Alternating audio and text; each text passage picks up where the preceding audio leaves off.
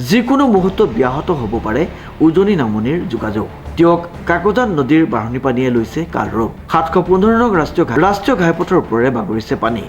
কাকজান আৰু দগাঁও অৰুণা সেতুৰ দুয়োটা উপপথতে যাতায়াত বন্ধ।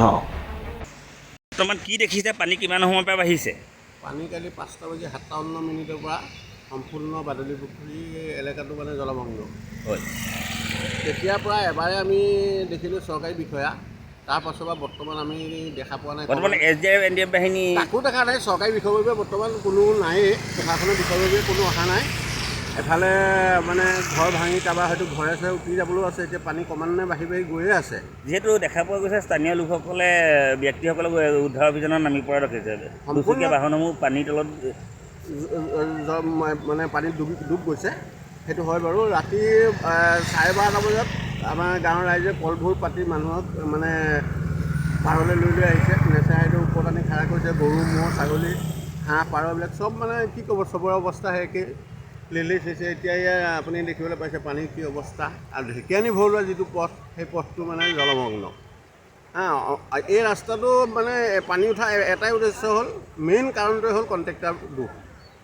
এই JCB দি এই মাটিটো খান্দি পেলাইছিলে।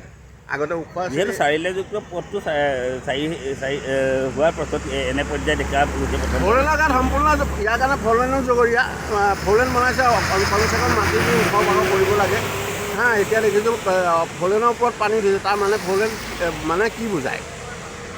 ফ'ৰলেনৰ মানেটো কি? যদি ফ'ৰলেনৰ এই অৱস্থা হয়, তেতিয়া গাঁৱৰ ভিতৰৰ মানুহৰ কি অৱস্থা হ'ব? তাৰপিছত ফ'ৰলেনত গাড়ী এই অৱস্থাত যাব পৰা নাই, মানুহ যাতায়াত কৰিব পৰা নাই। চব গাড়ী ইয়াত লাইন হৈ আছে, মানুহ এই বিধ্বস্ত অৱস্থাত পৰি আছে। তাকে এতিয়া অকল কৈহে থকা হ'ব আমি, আৰু তাতকৈতো একো কৰিব নোৱাৰোঁ। চৰকাৰ প্ৰশাসন থাকিব লাগে। আমি যদি কিবা এটা কৰিব যাওঁ, তাত অকণমান ভুল ক্ৰুটি হৈ গ'লে কাইলৈ হয়তো আমি তাৰ কাৰণে জগৰীয়া হ'ব পাৰোঁ। সেইটো কাৰণে আমি ক'ৰবাত কিবা এটা কৰিবলৈ আগবাঢ়িলেও নিজে মানে পিছুৰ জিলা প্ৰশাসনৰ লোক বৰ্তমান নাই। জিলা প্ৰশাসনৰ আমি ইয়াত দেখা পোৱা নাই। NDF নাই, কোনো ইয়াত নাৱৰ ব্যৱস্থা নাই। মানে কোনোবা মানুহৰ কিবা এটা হ'লেও মানে উদ্ধাৰ কৰিবৰ কাৰণে কোনো আমাৰ বহু লোকক বৰ্তমানলৈকে উদ্ধাৰ কৰা নাই। নাই গাঁৱৰ ভিতৰত। বাদুলিৰ পুখুৰী দুলীয়া গাঁৱত ৰাষ্ট্ৰীয় ঘাইপথ পানীৰ তলত। বিপদ সংকুলভাৱে যাতায়াত কৰিছে উজনি নামনি বাছসমূহ। দিয়ক আৰু কাকজানৰ 30-35খন ৰাজগাঁও পানীৰ তলত। লঘু বাহনসমূহ পাৰ হৈছে যদিও সৰু বাহনসমূহ বৰ্তমানলৈকে পাৰ হ'ব পৰা নাই। বহু লোক গৃহৰ লগতে ব্যক্তিসমূহ আবদ্ধ হৈ পৰিছে। স্থানীয় ৰাইজে উদ্ধাৰ অভিযানত নামি পৰিছে। এফালে চাৰিলেনযুক্ত পথৰ বিসংগতিৰ ফলত এনে হৈছে বুলি অভিযোগ উত্থাপন কৰিছে ৰাইজে। SDRF NDRF বৰ্তমান উপস্থিত হৈ উদ্ধাৰ অভিযান চলাইছে। আজি প্ৰায় 24 ঘণ্টা এতিয়ালৈকে উকলি গুচি গ'ল। এতিয়ালৈকে পানী প্ৰায় বাঢ়ি আছে। কাকজান আমাৰ এই ফটিকাচিকা মাজগাঁও মছজিদ দেখিছে, ইয়াত 20জনমান আমাৰ আৰোহী ফচি আছে। মেইন 20জনমান আমাৰ আৰোহী নহয়, মানে আমাক বৃদ্ধ কেইজনমান মানুহ ফচি আছে। তেওঁলোকক উলিয়াব লাগে। মানে এই ৰাস্তাটো যিটো মানে উঠি গুচি গ'ল, তেওঁ উদ্ধাৰ এতিয়ালৈকে মানে প্ৰশাসনৰ ফালৰ পৰা কোনো মানুহ অহা নাই। যিহেতুকে আমি এতিয়া খবৰ দিছিলোঁ, জাষ্ট তেওঁলোকে ক'লে যে অলপ পিছত, মানে এতিয়া সকলো বিজি আছে, অলপ পিছত আপোনালোকক জনাম, তেনেকৈ ক'লে। এতিয়ালৈকে কোনো অহা নাই। আৰু তেওঁ গাঁওবুঢ়াও অহা নাই। আমাৰ গাঁওবুঢ়াকো জনাই দিয়া হৈছে, যিহেতুকে পানী ঘণ্টাই ঘণ্টাই বাঢ়ি গৈ আছে। দেখিছে এইটো পাৰ, দুটা পাৰ, ফ'ৰলেনৰ দুইটা পাৰতে পানী হৈ গৈছে ইতিমধ্যে। গতিকে প্ৰশাসনক মই অনুৰোধ জনাওঁ, অতি সোনকালে আমাৰ মানুহবিলাকক উদ্ধাৰ কৰিবলৈ অনুৰোধ জনালোঁ।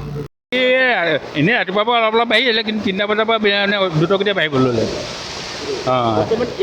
এতিয়া মোৰ দোকানৰ ভিতৰত 2 ফুট ওপৰত পানী আছে, 2-3 ফুট ওপৰত।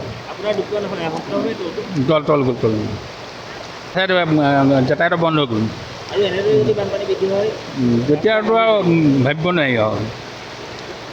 হয়, আপোনাৰ এতিয়া দেখিবলৈ পোৱা গৈছে যে ইয়াত এতিয়া হঠাৎ এতিয়া ৰাতিটোৰ ভিতৰতে বাদুলি পুখুৰীত পানী গোটেই ৰাস্তা গোটেই বাগৰি গৈছে। কালি আপোনাৰ প্ৰশাসনৰ মানুহক কল কৰা হ'ল যে এই ৰাস্তাটো ব্লক কৰি দিয়ক। ৰাতি তেখেতলোকে কোনো প্ৰশাসনৰ মানুহক ফোন কৰাৰ পিছতো প্ৰশাসনৰ মানুহে আহিলেও ইয়াত কোনো একশ্যন নল'লেহি। তাৰপৰা আমি NDRF SDRF ফোন কৰিলোঁ, তেখেতলোকেও এতিয়ালৈকে কোনো মানুহ উদ্ধাৰ আবদ্ধ হৈ আছে। এতিয়াও বহুত মানুহ এতিয়া পানীত আবদ্ধ হৈ আছে বুলি জানিব পৰা গৈছে। তাত আমি কালি ৰাতি গ'লোঁ, গৈ পিনি বহুত মানুহ আমি ভুৱনে উদ্ধাৰ কৰিছোঁহি। এইফালে গোটেই মানুহখিনি, এইফালেতো গোটেই ৰাস্তা ব্লক কৰাই হৈছে। এতিয়ালৈকে না NDRF বাহিনী আহিছে, না প্ৰশাসনৰ মানুহ আহিছে। এতিয়াও তেওঁলোক তাতে আবদ্ধ হৈ আছে।